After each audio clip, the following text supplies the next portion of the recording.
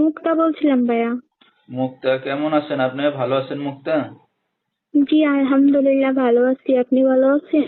মাশাআল্লাহ, অনেক ভালো আছি। মুক্তা, কোথা থেকে বলতেছেন? আপনার দেশের বাড়ি কোথায়? আমি যশোর থেকে বলতেছি, আমার দেশের বাড়ি যশোর। আচ্ছা, কে কে আছে মুক্তার ফ্যামিলিতে? আমি আছি আর মা আর একটা বোনের মেয়ে। বোনের বাবু যে মারা গেছে, ওই বোনের মেয়ে আছে, আমি আর আমার মা। ঠিক আছে। মুক্তা, কি করেন এখন আপনি বর্তমানে? আমি আর আমার মা মানুষের খাতা খেতা আছে, ওগুলো সেলাই করি। ঠিক আছে। তো মুক্তার বিয়ে শাদী হয়েছে কিনা?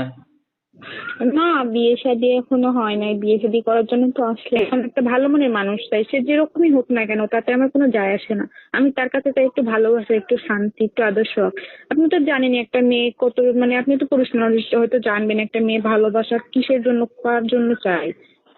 আর হ্যাঁ, একটা হ্যাঁ। চাহিদা, একটা যুবতী মেয়ের চাহিদা। তো আপনার এই ভিডিওটা অনলাইনে দর্শকদের মাঝে চলে যাবে, দর্শক ভাইরা কিভাবে যোগাযোগ করবে আপনার সাথে?